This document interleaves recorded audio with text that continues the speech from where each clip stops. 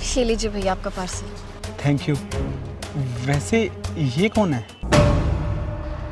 ये मेरे पति हैं। क्या ये तुम्हारे पति हैं? अरे तुम एक लड़की हो के डिलीवरी गर्ल का काम कर रही हो, घर घर में जाके डिलीवरी कर रही हो और अपने पति को ऐसे स्कूटी पे पीछे बिठा रखा है। और अगर तुम काम कर भी रही हो तो इन्हें साथ क्यों लेके घूम रही हो? वो भैया उनकी तबीयत थोड़ी ठीक नहीं रहती इसलिए। अरे तबीयत ठीक नहीं है तो घर पे रखो ना, इन्हें रेस्ट करने दो। भैया एक्चुअली इन्हें कैंसर है। क्या? कैंसर? आपके पति को कैंसर है? अरे अगर इन्हें इतनी बड़ी बीमारी है तो आप इन्हें घर रहने दो ना। आप ऐसे धूप में इन्हें साथ में लेके क्यों घूम रही हो? भैया चाहती तो मैं भी नहीं कि ये मेरी वजह से परेशान हो, लेकिन क्या करूँ, मजबूर हूँ और कोई रास्ता नहीं है मेरे पास। हमारा इस दुनिया में एक दूसरे के सिवा कोई भी नहीं है, ना मेरी फैमिली से ना उनकी फैमिली से। कई बार सोचती हूँ कि इन्हें घर बिठाऊं रेस्ट करने के लिए, लेकिन डर लगता है कि पीछे से इनकी तबीयत बिगड़ गई और ख्याल रखने के लिए कोई नहीं हुआ तो। और अगर मैं घर बैठ गई तो कमाएगा कौन, घर का खर्चा कैसे चलेगा और इनकी दवाइयों के लिए पैसे कहाँ से आएंगे। जहाँ भी काम करने के लिए जाती हूँ इन्हें साथ ले जाती हूँ ताकि टाइम पे इन्हें दवाई देती रहूँ और इनका ख्याल रख सकूँ। सच में तुम जैसी औरत को ना मेरा सलाम है। तुम एक लड़की हो के ऐसे डिलीवरी गर्ल का काम कर रही हो, इतनी धूप में घर घर में जाके डिलीवरी कर रही हो और साथ में अपने पति का ख्याल भी रख रही हो, घर भी संभाल रही हो और तो और पैसे भी कमा रही हो। वरना आज के ज़माने में पति पत्नी में छोटी मोटी लड़ाई होती है और वो एक दूसरे से अलग हो जाते हैं। और तुम्हारे पति को इतनी बड़ी बीमारी है, उसका इतना बुरा वक्त है और तुम उसका उसमें साथ दे रही हो।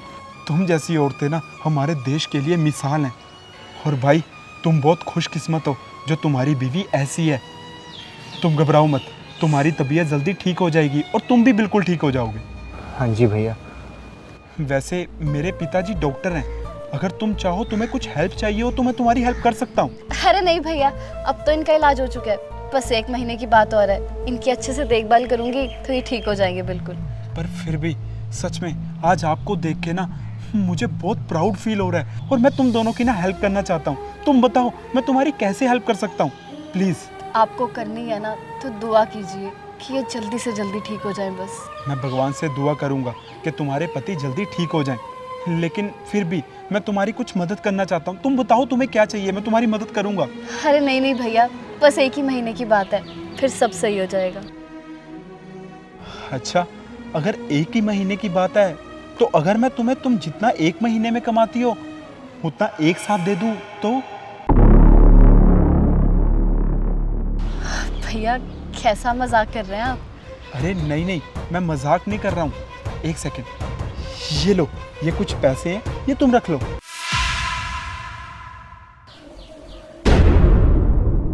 भैया ये क्या कर रहे हैं आप? देखो ये पैसे तुम रख लो, तुम दोनों के काम आएंगे और 1 महीना घर पे रहो और अपने पति की देखभाल करो। जब तुम्हारा पति ठीक हो जाएगा तो दोबारा काम करने लगना और खुद पैसे कमाना। भैया आज के टाइम में ऐसे कौन मदद करता है किसी की भी। देखो अगर मदद समझ के नहीं रखना तो उधारी समझ के रख लो। मैं इसी घर में रहता हूँ और जब तुम्हारे पास पैसे होंगे तो आके मुझे लौटा देना। रखो ये पैसे।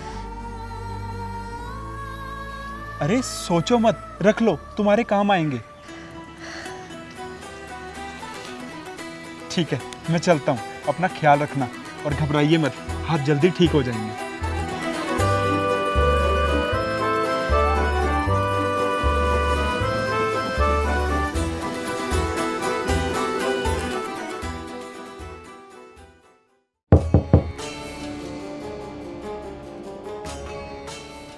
नमस्ते।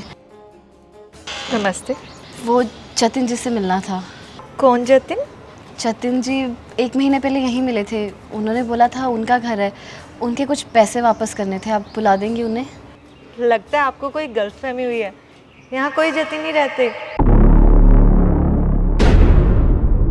ना ही तो मेरे पति का नाम जतिन है, ना ही मेरे देवर का। लगता है आप गलती से गलत एड्रेस पर आ गए हैं।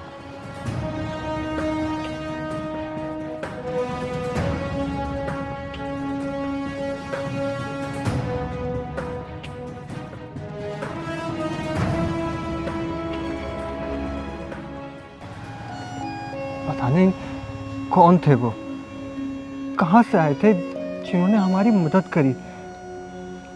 हम भी नहीं जानते, लेकिन मेरा मन कह रहा है जैसे सती यमराज से अपने पति को वापस लेकर आई थी ना, वैसे ही मेरी पत्नी ने मेरी जान बचाई है।